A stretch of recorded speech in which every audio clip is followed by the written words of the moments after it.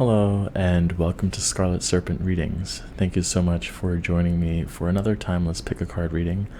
This one is all about improving your magic. We're gonna find out.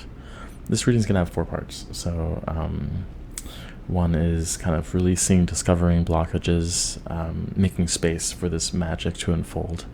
We're going to be looking at your support. What kind of energetic, angelic support of any kind that you're getting in developing your magic mastery. We're going to look at what your potential highest magic mastery is, and then finally we'll look at how you could really take that to the next level. I also want to take a moment to thank all of you who are subscribed, and just for those, also for you who are just watching, thank you so much. So let me show you the 3 piles I have. For pile 1, I'm going to try and cover the letters here, but it's your image for pile 1. Pile 2.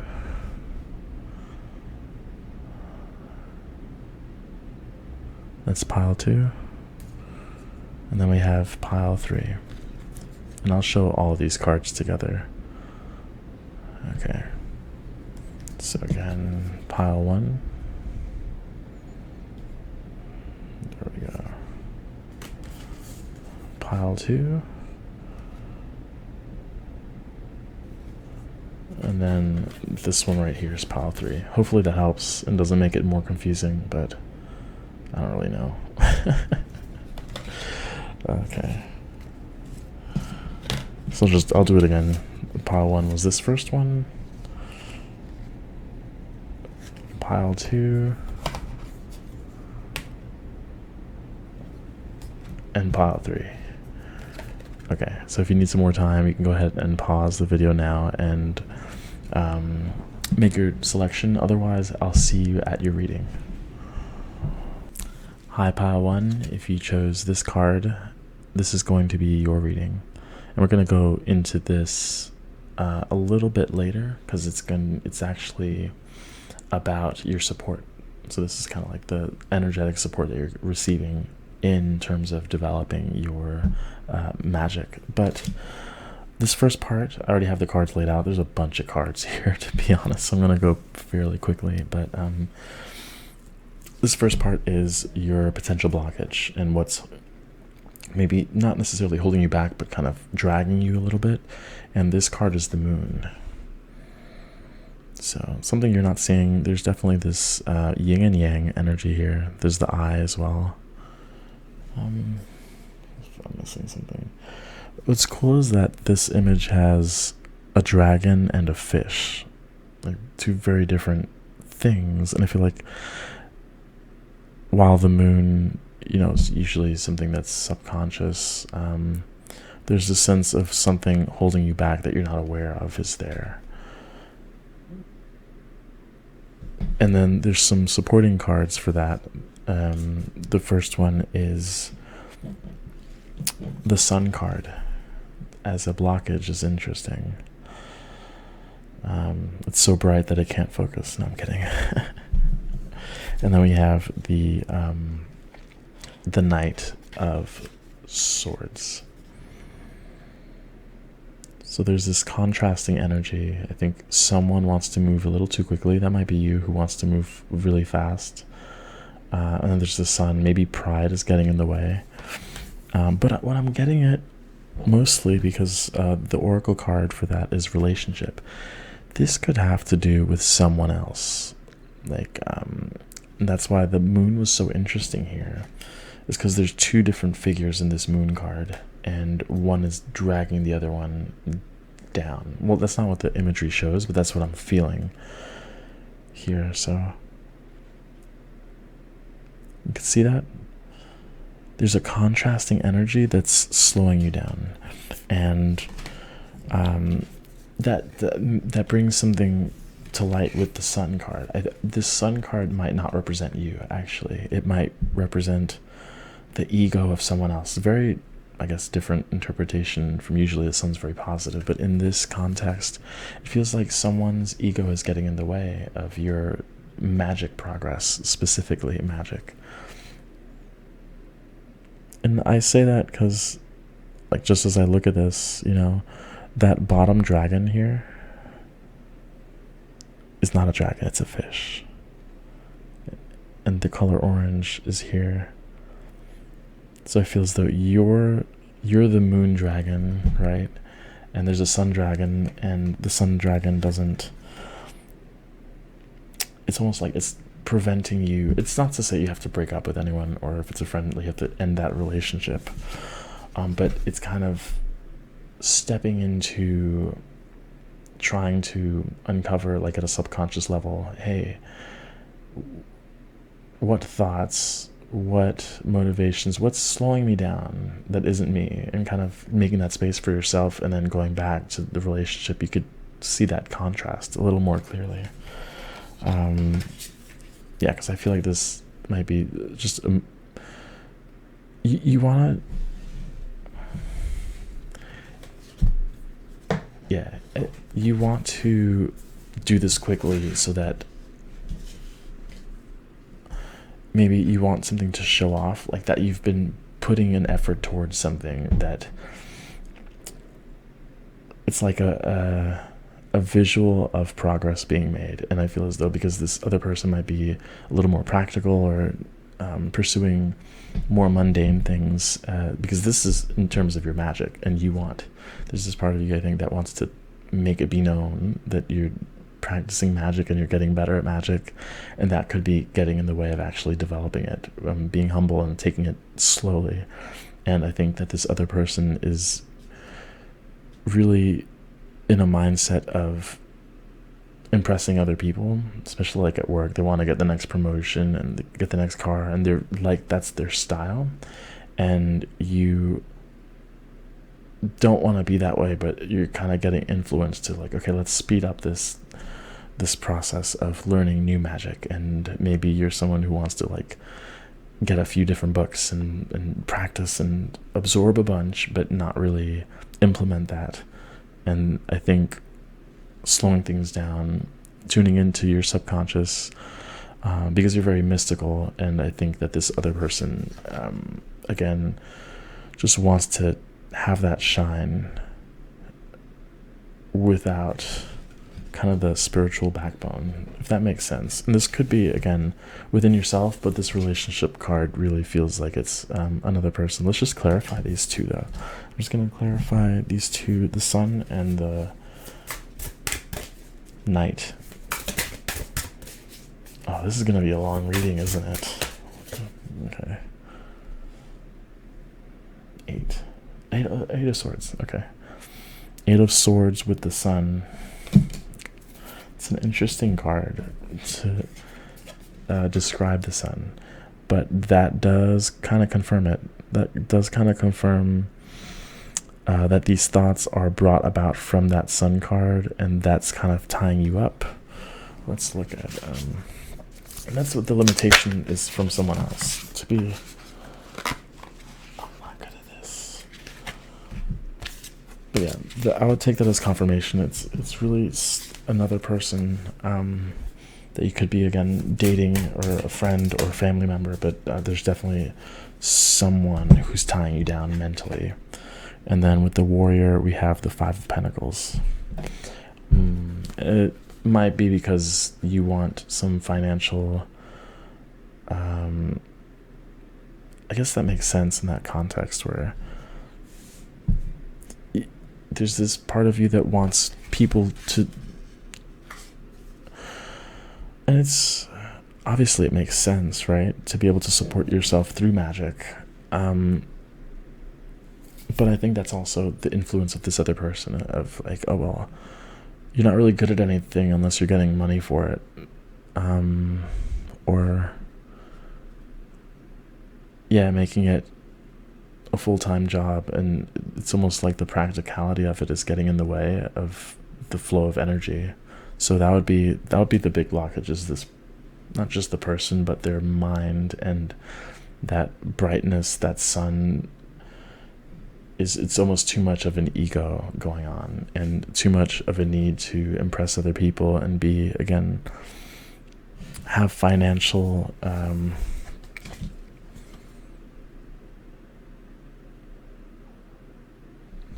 progress that comes from your magic, and that desire to gain, you know, finances from it is actually holding you back.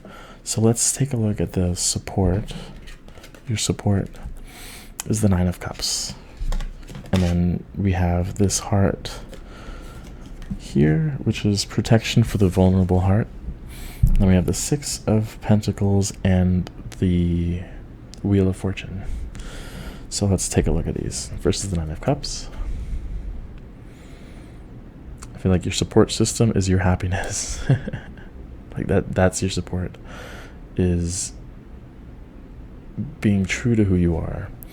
And then I think that makes sense given the context now as the protection of the vulnerable heart, which is in this deck, this is Archangel Michael bringing forth that protection, and allowing an openness to come in. I think part of this protection of the vulnerable heart kind of reminds me of the Three of Swords sort of thing, where it's been wounded, and I think of the sword because of Michael, and I think of the sword from the Knight of Swords and the Eight of Swords in the previous portion of the reading, you know, with the blockage here.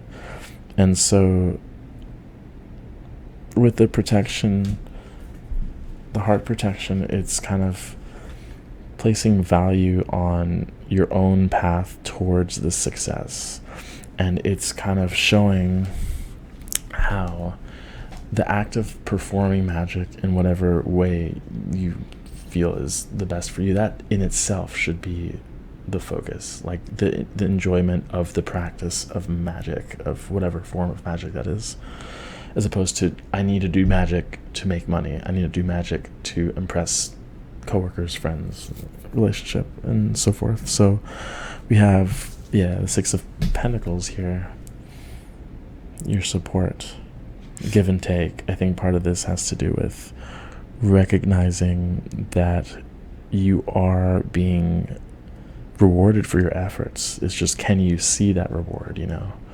But this is definitely an indication of the fact that this is good for you. Like, you're meant to, whatever, you know, again, I don't know if it's witchcraft or what have you, or whatever spiritual practice you're interested in, but that desire and that time that's spent on developing this practice is something that can open doors for you if you allow that. If you allow, there's this sense of allowing here with the vulnerable heart. There's this sense of allowing the heart to guide you. That's why the 10 or 9 of Cups here is here as well. This is like a personal 9 of Cups. This is, you know, your own way. Your heart knows its own way, and the protection of this heart is not allowing other people to infiltrate that. And you can, of course, call upon Archangel Michael, use like the blue flame, the blue sword, to kind of clear that space. And then we have with the Six of Pentacles, the Three of Wands, and then the World is the Two of Pentacles.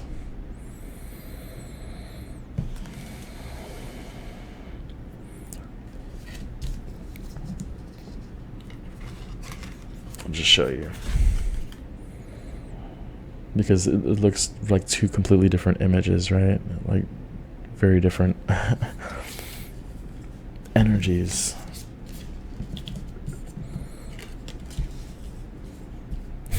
And it's like with the Three of Wands here, it's kind of, this feels like a part of you that's waiting for some sort of result. There's that expectations. It's like you feel as though you've been giving a lot of research, dedication, time, and you're just slowly waiting for something to come through. I think that's why this Wheel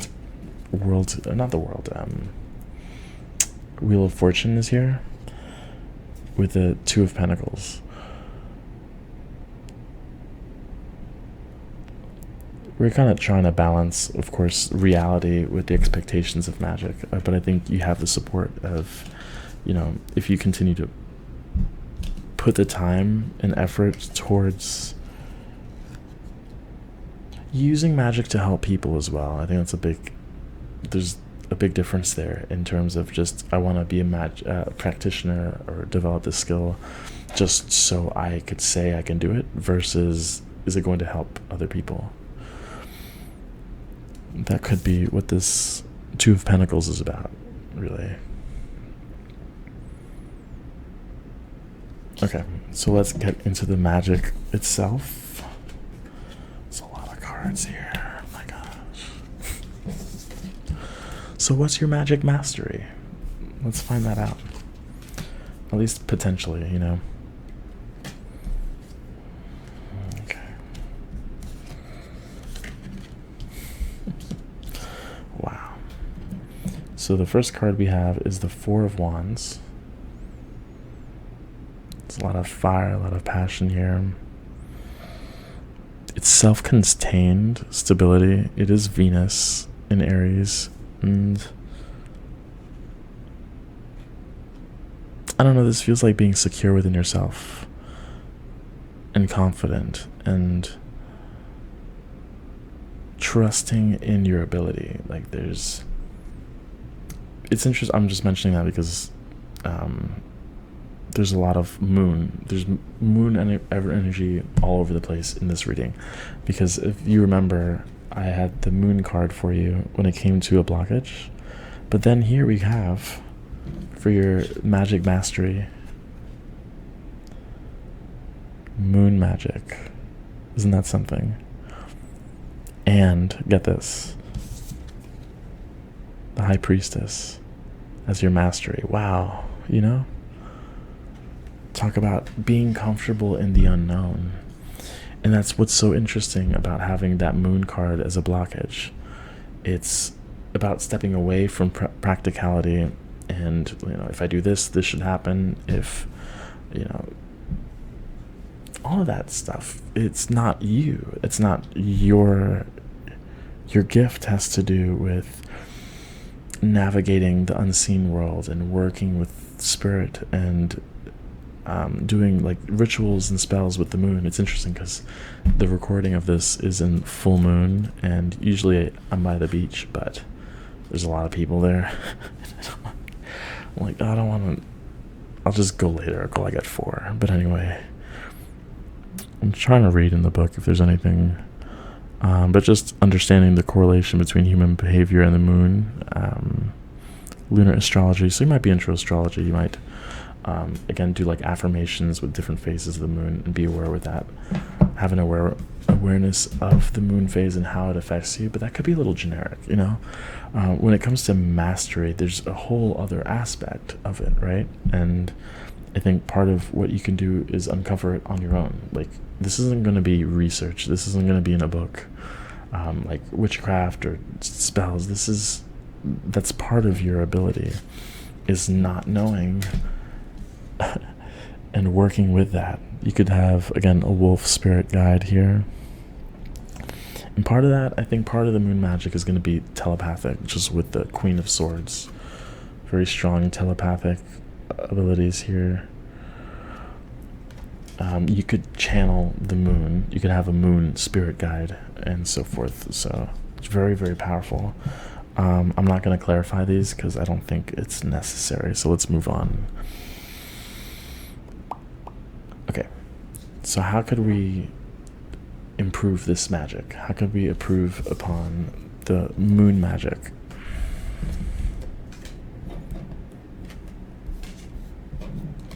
Very psychic. This is a very psychic pile. But again, it's implementing it in a way that could benefit you in the real world. How could you use magic and live, like support yourself off of magic? And I think part of your journey is discovering that, if you haven't already. Okay, I don't know what this is.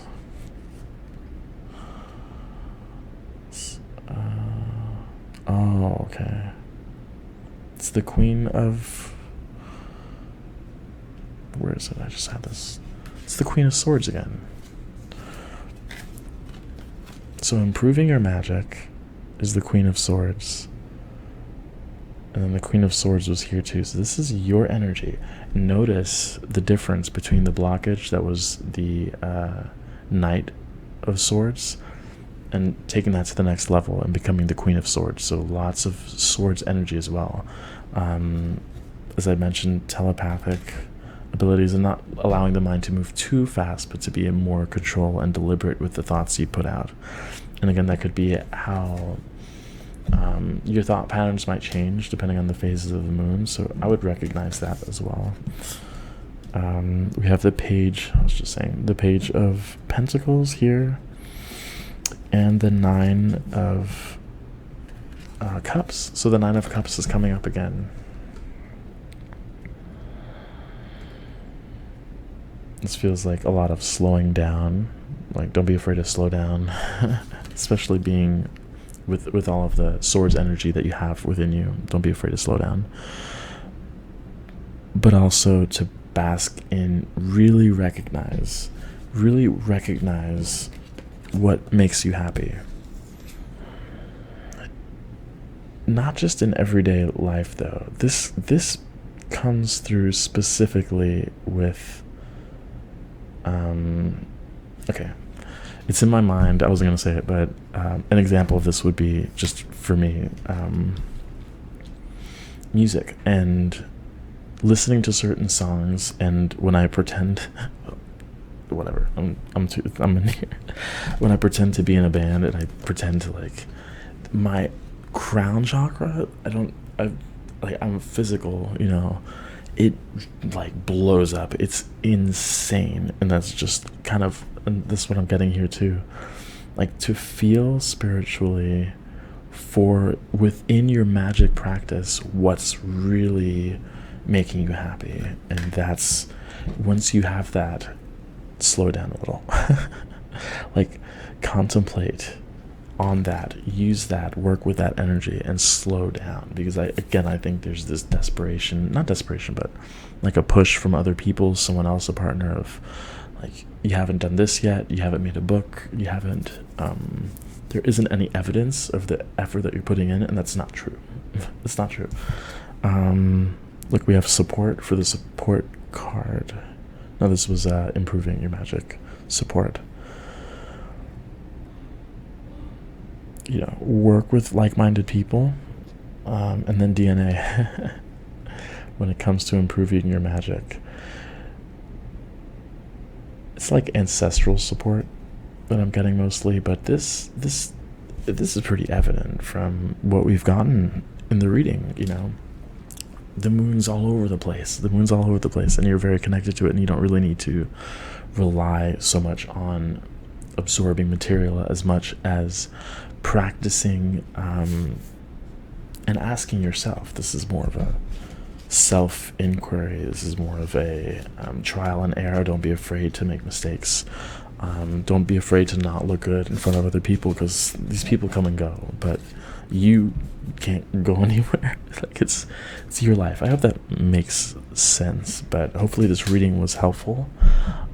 Please let me know, please comment. I love getting the comments, I love getting the likes and all this, and I appreciate it. So hope to see you in the next reading. Take care.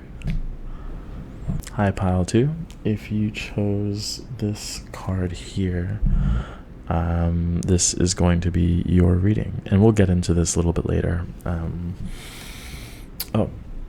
This is definitely a general reading, so if you want a private reading, you could book that below in the description box. So let's get into it. So this first few cards is all about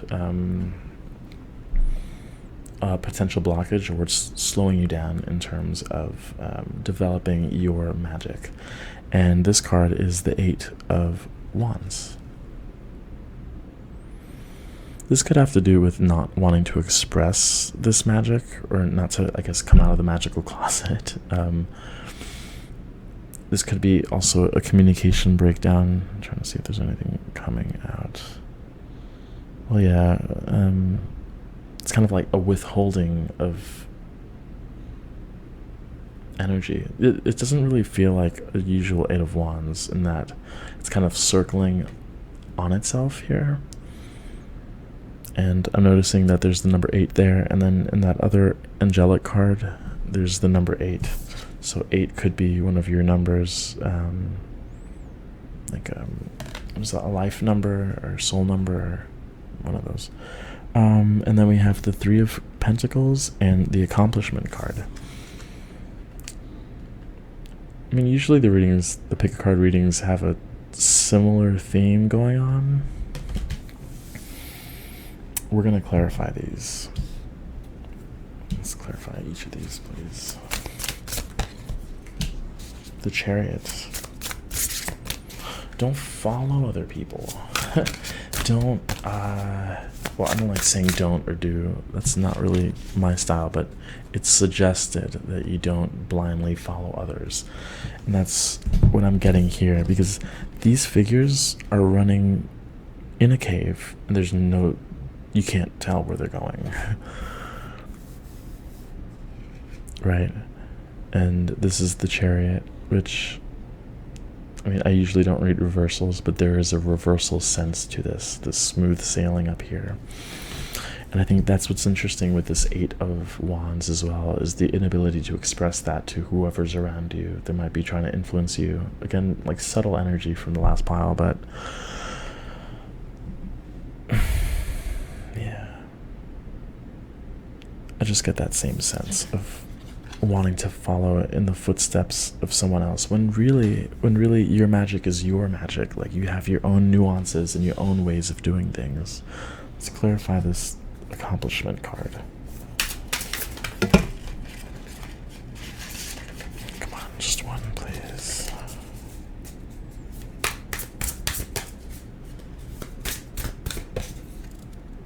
The 4 of Cups. For accomplishment.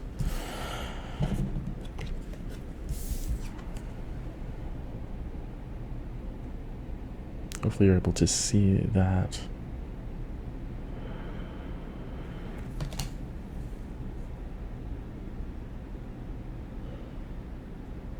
There's a sense of boredom, actually. And it's like trying to impress other people. Trying to impress other people and keep up with them it's not really suiting you, you know.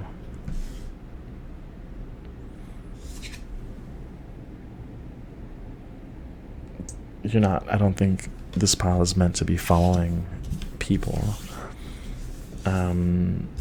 In terms of how other people perform magic, how they, even what your definition of magic, what that is very different for you than it is for most people. And I think following your own path is going to be where, so when it comes to letting go of something, it has to do with following others. Let go of needing a guru, let go of your friends, even if they're like magic practitioners, not following their method of doing something. It's like if you were to read tarot, so this cut off a while ago. I don't know where it did. I think I was mentioning tarot actually when it cut off, but that you could pretty much learn your own way. And then I got to the next section of the reading where we got into your support system, and in that portion we got the death card twice. So we have death here, and then we have death here. And what I had said was that there's a very, very, very strong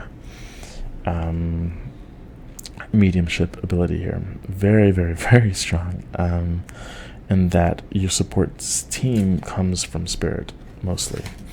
And then I think it was because I was talking a little, I'm not gonna say trash, but my disconnect with the guidebook, and I'm not gonna mention it because obviously I shouldn't, I guess. But This is a card of Archangel Raphael, but I would say this is really Archangel Michael regardless. But it comes from healing,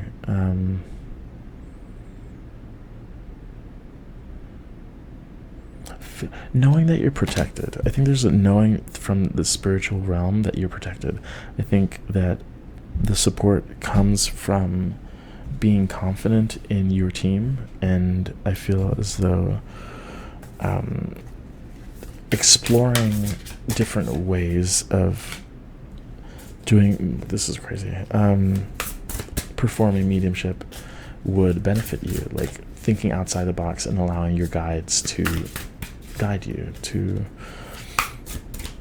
develop new methods of using mediumship in a way that's different. There's a strong sense of being different here when it comes to your magical practice. And it's interesting, I was chuckling because I have the 10 of Swords, which is, it's a death card. Like, it's not the death card, but it's a death card underneath the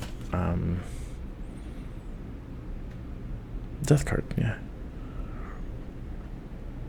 So very strong sense of endings. You might feel actually really comfortable with endings and doing away with things that don't work anymore. But I had mentioned previously, before the thing cut off, that I actually love the death card. It's probably my favorite card in the deck. Very strong Scorpion. It's just fascinating. I'm really interested in that. And I feel as though this pile is 2. And kind of what is that? What is that death about? And then that interest could be like, what does it feel like to be in that realm? Like, how does the interaction work? And I think that's guiding you. And then we have the Knight of Cups here. And it was really meant to describe, I think, the protection part. I think part of it is not being afraid of the emotional, the communication of emotion in your mediumship, if that's something you're doing. Like feeling the emotion of spirits, because it's not yours. And I think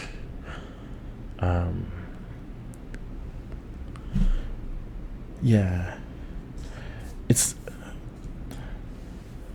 well, if it is mediumship or some sort of mediumship or something like that, like channeling, the expression and the feeling of these emotions is part of what spirit wants you to convey to others. And so I think that's what this protection is about too. It's like, allow yourself to feel these feelings and know that afterwards they're not yours. And that's what this what that protection is. That's what the Knight of Cups is as well, is being able to kind of ride out that energy, to navigate it quickly and with confidence. But yeah, seeing the death card twice is pretty cool. It definitely indicates a strong mediumship, but we're going to get into what your actual magic mastery is with that right now. I'm excited. But yeah, lots of support from spirit guides and so forth. So your magic mastery,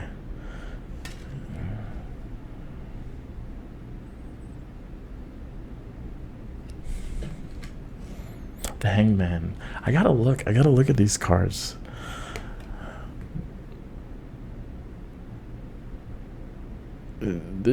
Well, if you look at it like this, it kind of looks like I think of like a scarab.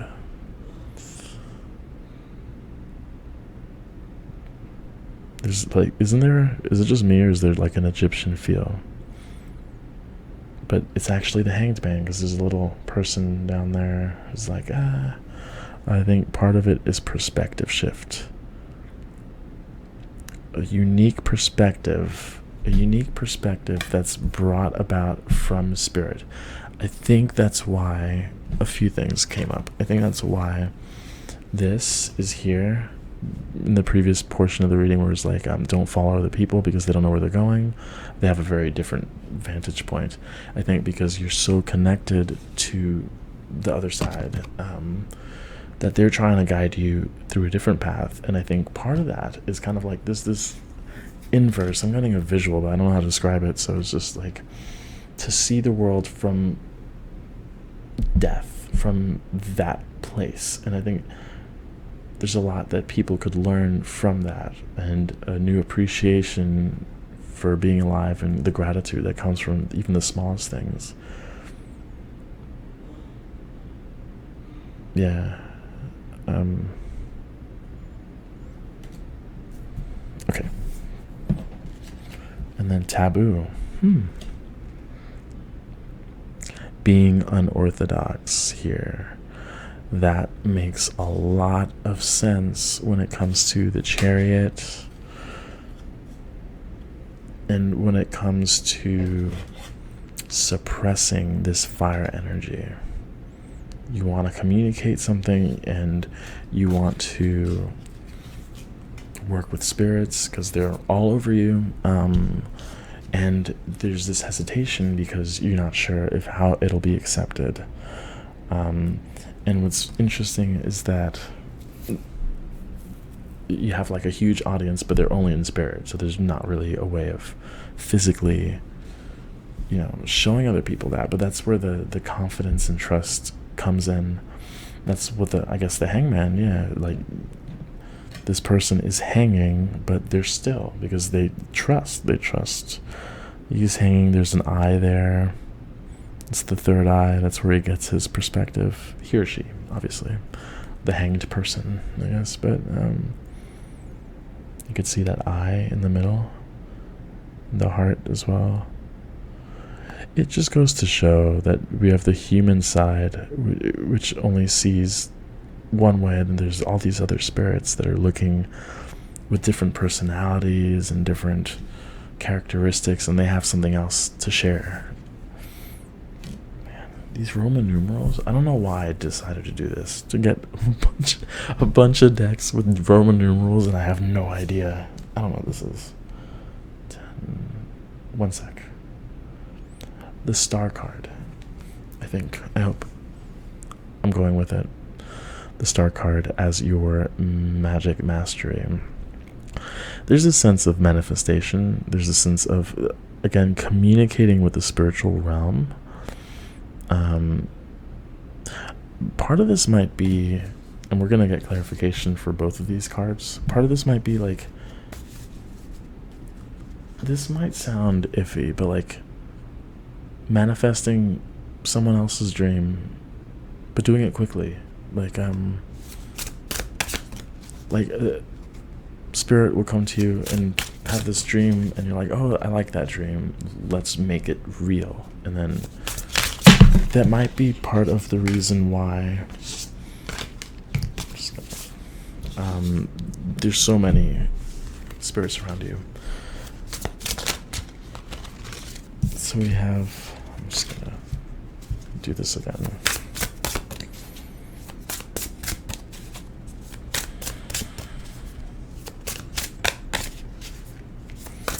That's what I'm getting with the taboo card, is just that interaction with spirits and doing it a different way. I think that's a big thing as well, is not following the status quo of this spiritual practice and that spiritual practice. How you do mediumship, how you do magic is entirely up to you, and not being afraid of, obviously not hurting anyone, but trying different things. It's actually, we're going to find the most progress, and then kind of reflecting on that with the Hanged Man. I have the Six of Swords underneath the taboo card. Alright, I mean, that's pretty self-explanatory. It's moving away from the idea of right and wrong. I mean, you have your moral compass, but it's like the limitations of other people, and I mentioned that briefly in the last reading, but sailing away from that. And I think that's how part of your magic is death. I mean, it's ending those cycles of limitations, and that's why the Ten of Swords was there previously as well. That's part of the support, is that you end those just limitations. And especially, I think that might be where you get a lot of your insights, a lot of claircognizant abilities, I feel, and that could come from the other side. And what seems, taboo today is normal tomorrow, and I'm still counting, aren't I? What's the number 12? Does anyone? Oh, okay. This is the Knight of Wands.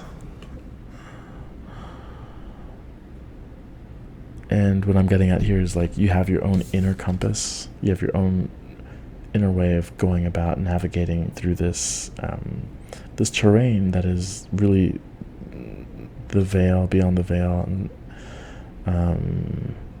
navigating without really knowing where you're going. But it's also a strong sense of creating your own path here, of again, strong manifestation. So that would be your mastery, is stepping outside the box, having a wildly different perspective, obviously communicating with spirit, and I don't know, there's a sense of working with them to create a completely different reality. So let's go ahead and look at how you can improve this magic. This very out there magic, really. Okay.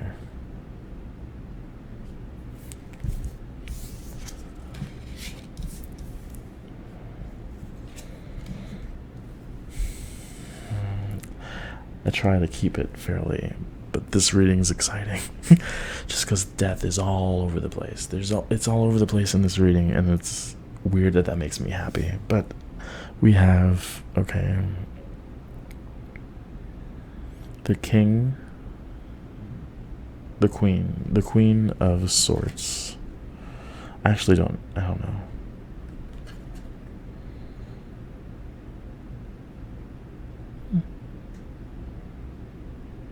This feels like a king. I could be wrong, but I'm gonna just go with that. King of Swords. I really like this imagery. King of Swords, and then we have the Judgment card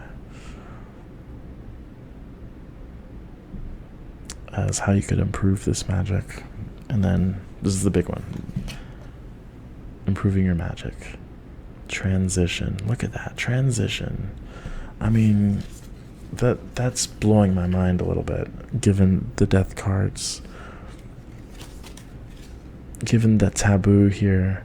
Like, explore that side of you. I think it'll come very natural. There's a very strong sense of, like, transitioning and maybe reconnecting and with past loved ones. I think the King of Swords here is about, in this case, again, that telepathic thing. Like, these look like spirits, right? Going towards the light. I think you have something to share about the nature of transitioning and not being, afraid of death, and really sharing a unique experience when it comes to that. Sharing the perspective of the other side, really. I'm very excited about this reading. Okay. So let's get clarification. We have the Six of Cups. It's remarkable. And then the Ten of... This is incredible. 10 of Wands. And what I'm saying incredible twice is just because these cards have two different sides to them. There's an above and a below for both of these. So hopefully you could see that. This one, there's two sides. Let me show this one. One being sitting up, one sitting... You see that?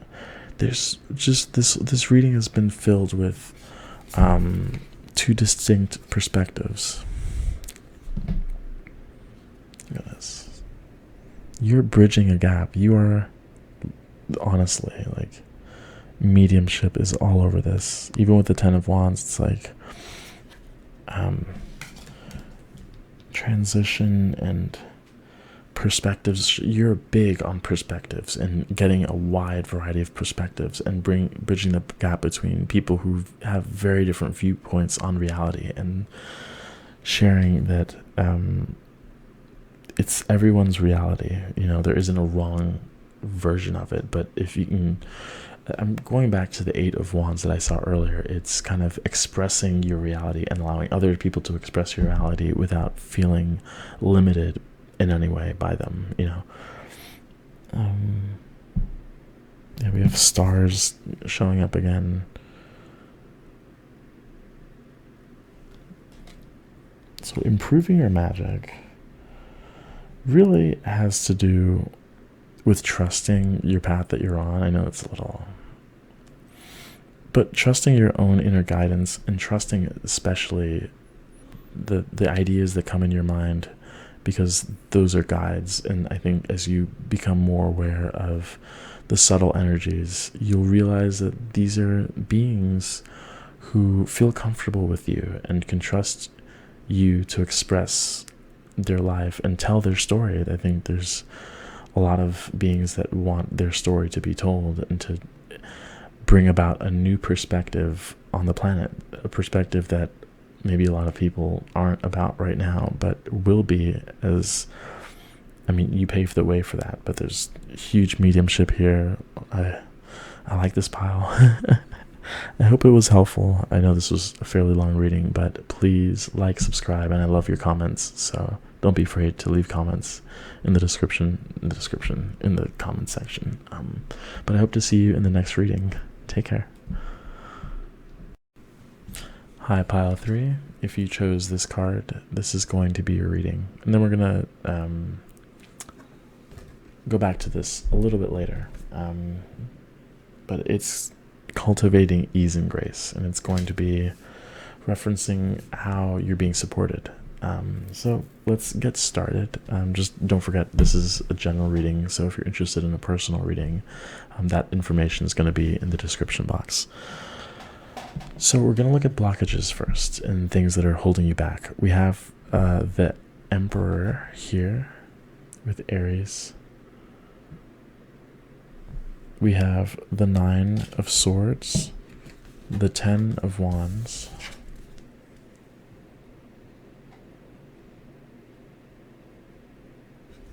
and the 10 of Pentacles,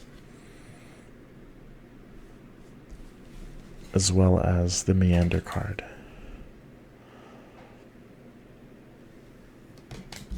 I feel as though the meandering has to do with other people. I feel like there's a strong sense of family, a need to support family, especially with the Emperor here. So there's this kind of authoritative figure who's dragging you down a little bit here. I don't know if you're drawn to another pile, but they're all somewhat similar. Not really, but anyway.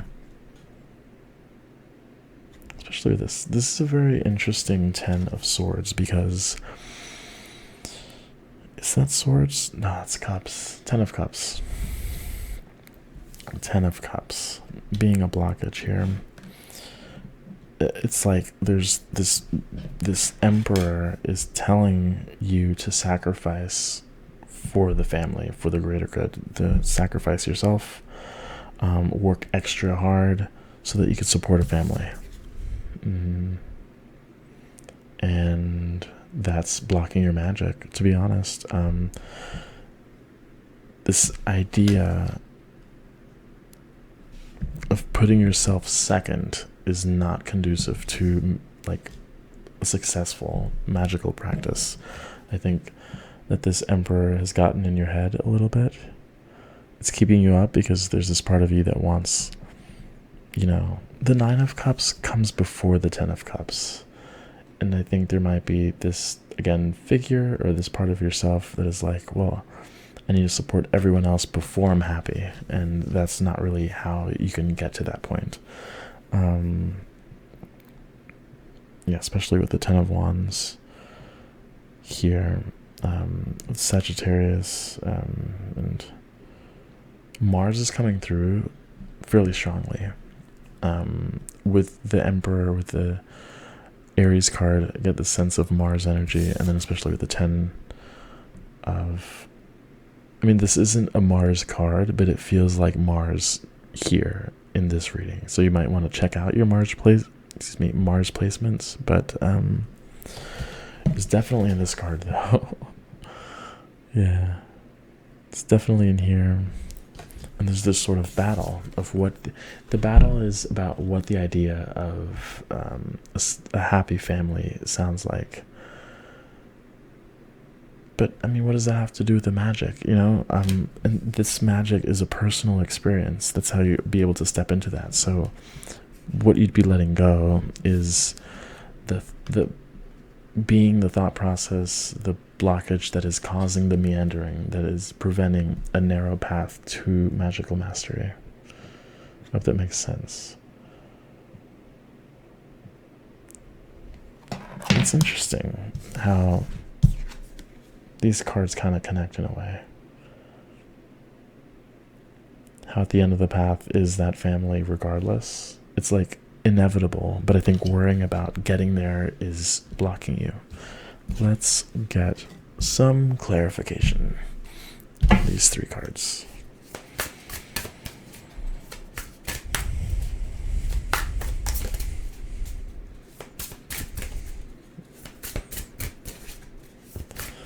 I smile sometimes because I get thoughts, and then sometimes I'm like, I'm not gonna say that. I'm stubborn, you know. I'm that Aries and a lot of Capricorn and a lot of Pisces, and sometimes there's just a little conflict in my mind, and I'm stubborn. I'm like, I'm not gonna say that, sorry. So we have the Ace of Cups underneath the 9 of Swords. It's the idea of what makes you happiness. Is your happiness worth pursuing? There's this sense of doubt here. It does feel like a male figure. Not gender, by the way. I should say a masculine energy. So this could be, you know, a female who overexerts herself and tries to suppress. And that's where that conflict comes from. Right? And I'm just being drawn to the water because there's that meandering card as well that shows the water kind of being elusive here. Your happiness seems to be hard to find. I think part of it has to do with the magic, to be honest. Let's look at this 10 of Swords. Page of Wands. Sagittarius coming through underneath the Sagittarius card. So double Sagittarius here. This person might be a Sagittarius. I don't think this is you.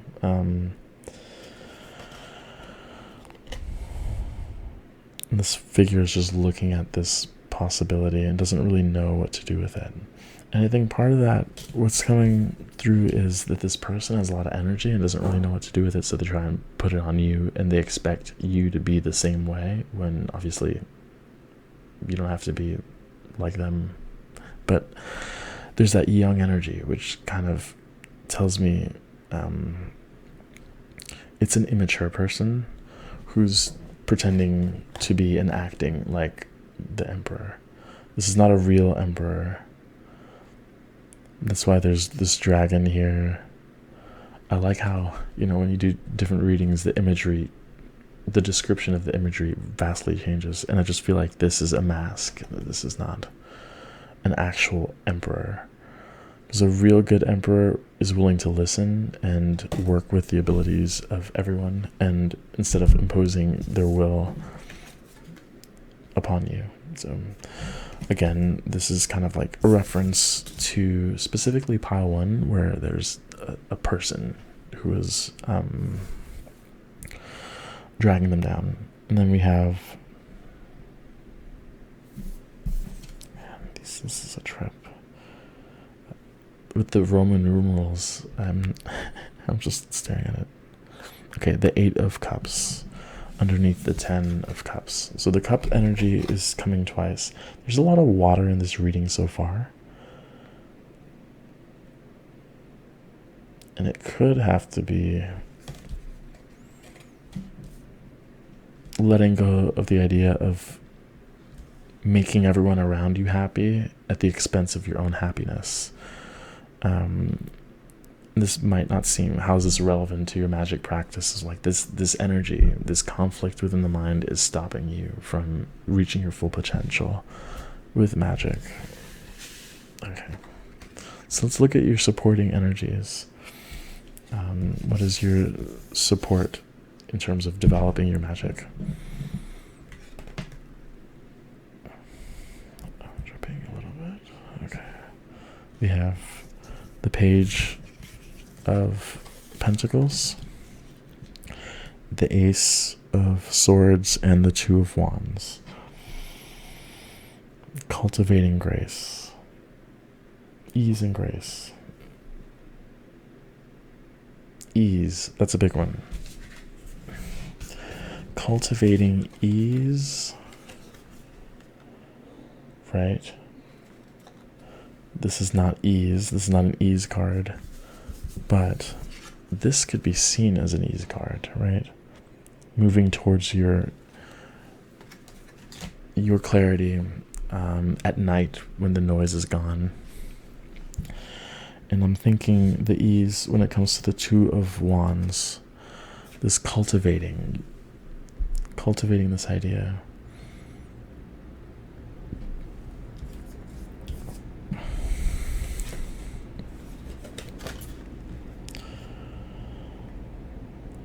Okay, so I feel like there's the spirit guide who's trying to push you in one particular direction when you might still be fairly stuck on which way to go, because again, the meandering part.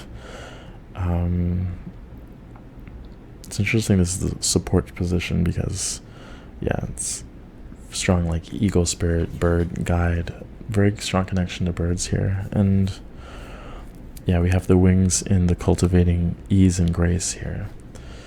It's like following the path of least resistance. This is a card of Archangel Michael and kind of allowing the heart to blossom here.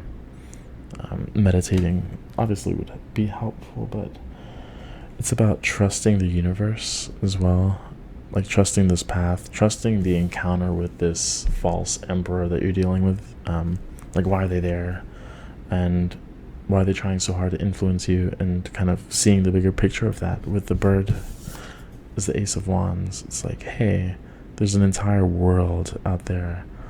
It's not all about this. It's not all about getting this. It's interesting how this can feel negative, that this 10 of Cups feels negative, and it does because it's like an ideal. It's what everyone's supposed to have, a family with 2 kids. Everyone's supposed to be happy, and that's not, I don't feel like that's not to say you don't want a family in this, but it's blocking you from taking a different path. And I think this support is about guiding you towards another way of getting there. That's what the ease and grace is for too. Trusting yourself. And then with the Page of Pentacles, being grounded within yourself too, like focusing on you. There's a strong here message of you, like center yourself so that you could be a magic practitioner and express this mastery that you have within you that's waiting to come out. Let's clarify these 2 cards. My voice is getting raspy because I don't usually talk this much.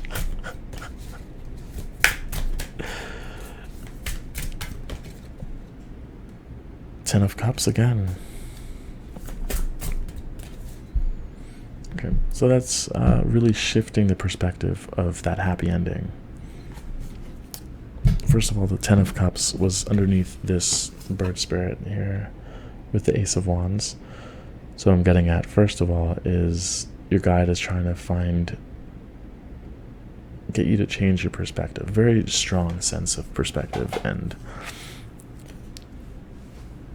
just a new vantage point of what it means to be here, what it means to reach this 10 of Cups. Because you'll notice that the 10 of Cups is very different from this.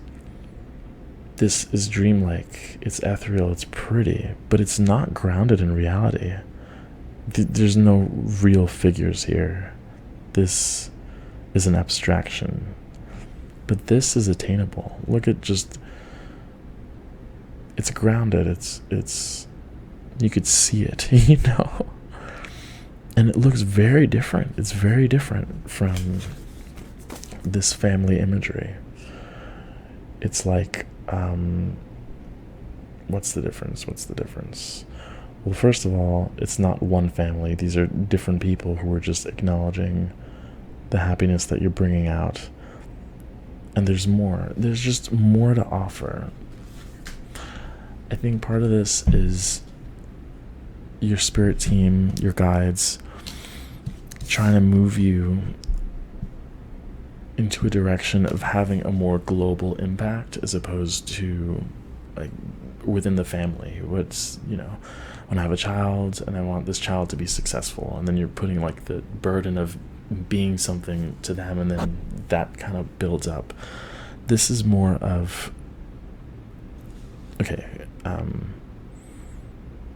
like I'm going to make something of myself and I want to make an impact on the world, and I want to have the world have the 10 of Pentacles as opposed to my family. My little group gets bigger. Okay, so let's look at the 2 of.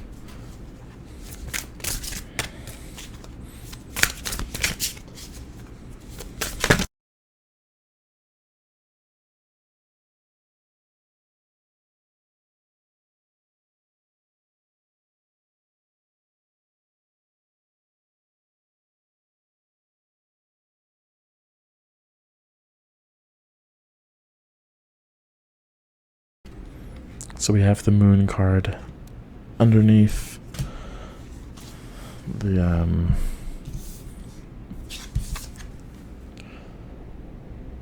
Two of Wands. We have the 2 towers there. What this is telling me is that it's kind of hard to see the path towards where you want to go, but there's a guide who's helping you again with that different perspective. And it's something you can't see. It's like a subconscious thing, but they're trying to guide you in that direction. There's a strong guidance here from your spiritual team.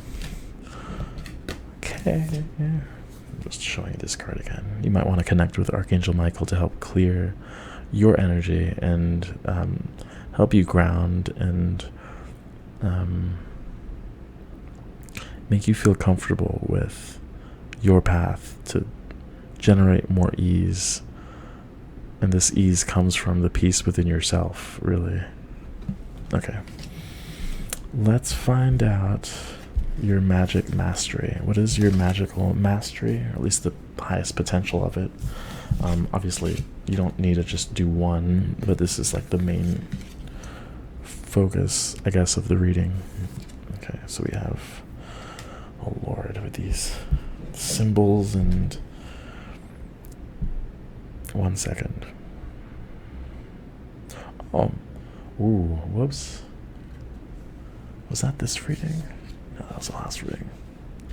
I kind of hoping that whoever's watching this didn't watch pile 2, but this is the King of Swords, and I'm just laughing because I said that there was another King of Swords. That's not a mistake. I'm gonna say this because I'm already talking. When I do these readings, like with this, some decks I'll put the cards back in the deck and then use it for another reading, and then sometimes like I'll have the cards from a previous reading. I still have this here from the last reading, so it's like what I'm getting at is these cards get extracted and I can't use them again. So like if there's a Moon card for pile 1, that Moon card's not showing up in this reading, So I find that really interesting when I say it's the King of Swords, the King of Swords, and there's only one, but I make reference to two. So I'm just sharing that. I don't know. I really like this King of Swords because it's being very firm and in your thoughts, being confident in what you think, and because this is describing your magic mastery, we're going to take a look at some of the previous swords cards, because the swords has been showing up in your reading a few times, and that's in the spirit animal. I'm just calling it your spirit guide. I'm getting that feeling, this new perspective here. And then there's this Nine of Swords that we saw in the beginning of the reading, remember, which is your current, again, say like your current energy, shifting this perspective, because again, your magic mastery has to do with your mind and wielding it. And I think, again, this guide is trying to get you to refresh, get a new perspective, so that you become a master of thought.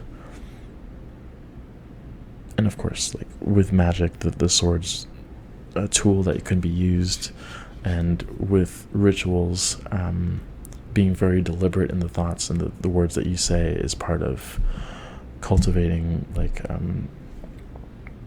successful magic practice. Okay, so let's look at the oracle card. Activation.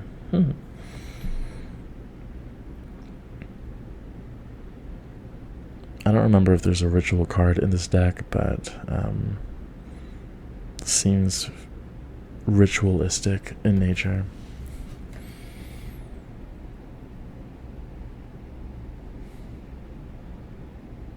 This reminds me of this type of angelic healing that I had done. So this might have to do with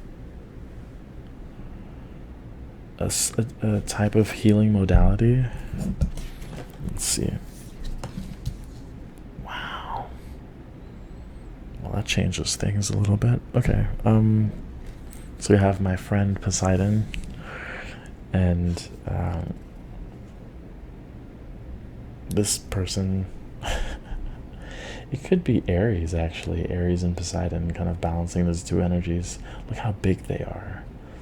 These are actually both knights, so the Knight of Water Cups and the Knight of Wands here. And there's this sort of alchemy, this balancing act of two very different energies. We have the volcano underneath here. I don't know if you can see that.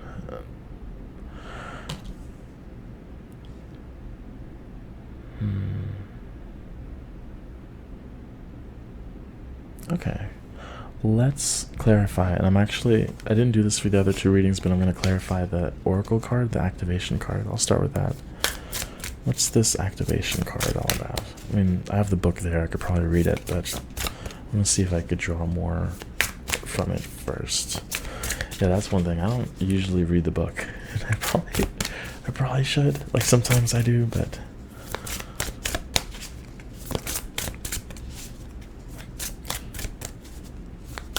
yeah, because when I think of the elements and then the swords here, and that's something that's used, like creating that circle of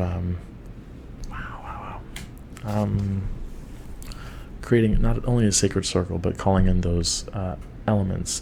And that's interesting, because that's what this angelic deck is. It's not about it, but it's with the four main archangels, the cardinal angels, with the elements. This deck. And what I'm getting at is that's something you could do. There's like elemental magic here. I don't know. A sense of elemental magic. But what I'm getting at here, and why I said wow, is because this activation card was clarified by the Ace of Swords. Notice the direction of the sword here, facing down with the Keter. Keter, that crown is at the bottom. So there's a strong sense of grounding this energy. I think that's why we saw previously, when it comes to your support, is a grounding energy of the page of Pentacles. Put that to the side. So your mind is big. Well, clearing the mind, being very aware of the thoughts that are coming in, and being discerning as to what's going to help you and what's not. And I think that practice is going to apply to your magic big time, more so than the other piles.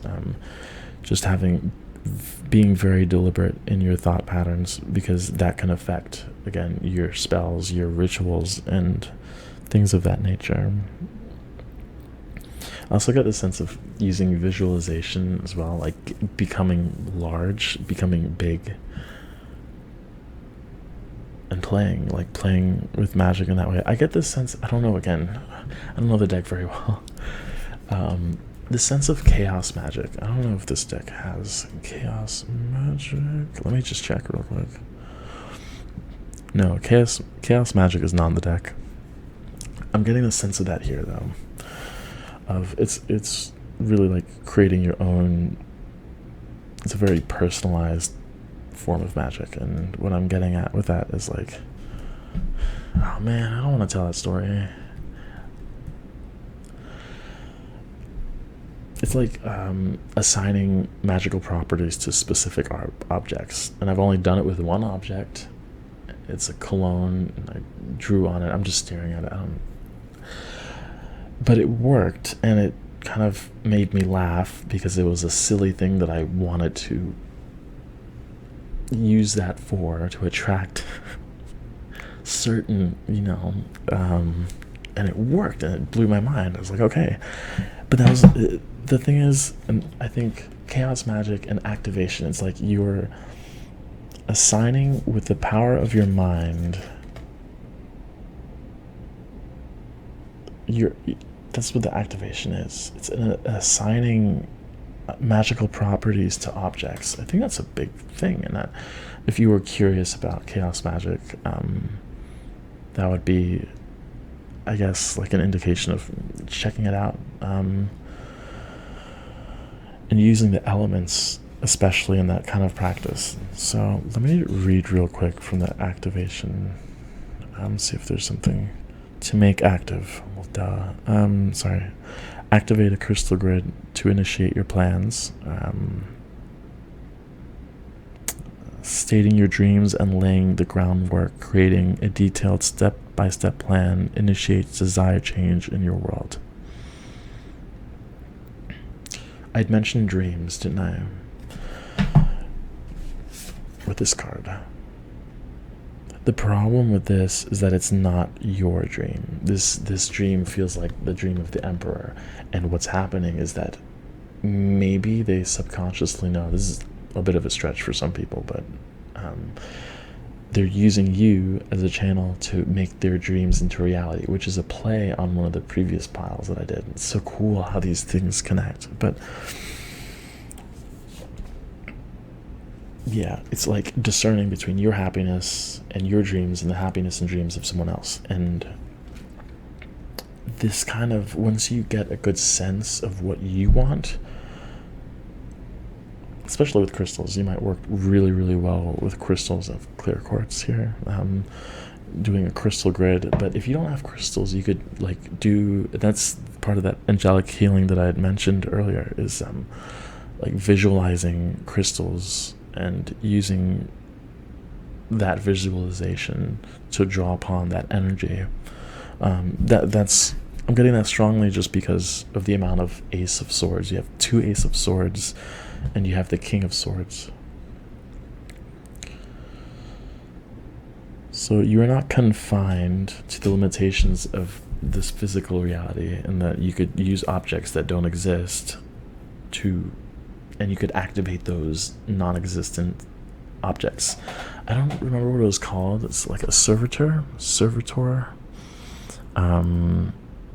If you're curious about that, you can there's plenty of videos on that, but you might be interested in that sort of thing.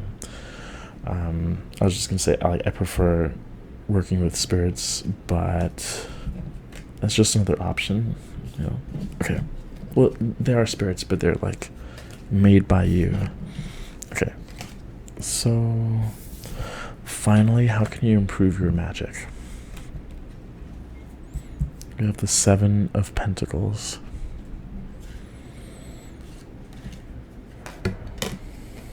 And the 6 of Wands.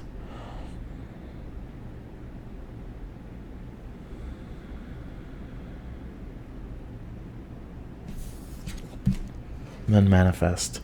That's, yeah.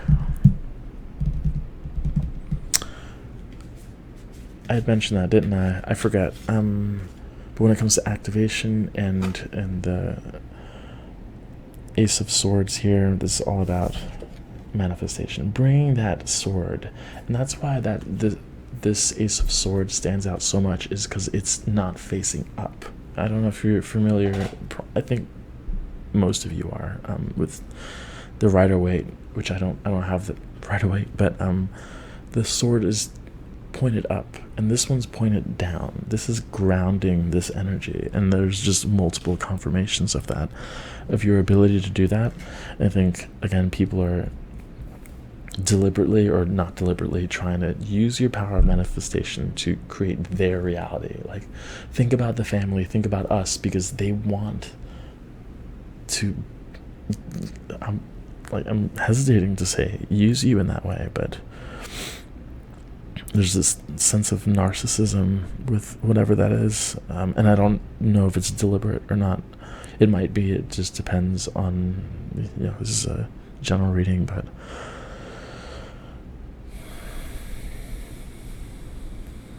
there's a sense of standing within your power. This is a big thing when it comes to your magic, is taking ownership of it. You know, we have ownership of it. We have the triangle. This is masculine energy. That's why the King of Swords was here. That's why the Ace of Swords is here. That's why even the Emperor was there. There's a lot of like taking the day. Sorry, the recording stopped, but channeling and focusing this manifestation. Look, it's crazy because we still have the family in this image, and you could bring that into reality. The key is to kind of filter out the thoughts. Let's clarify these two things. Filter out the thoughts of what you want and what other people want you to want. That's, yeah. We have the world describing the Six of Wands, so being ready to stand up, and we have Judgment with manifesting.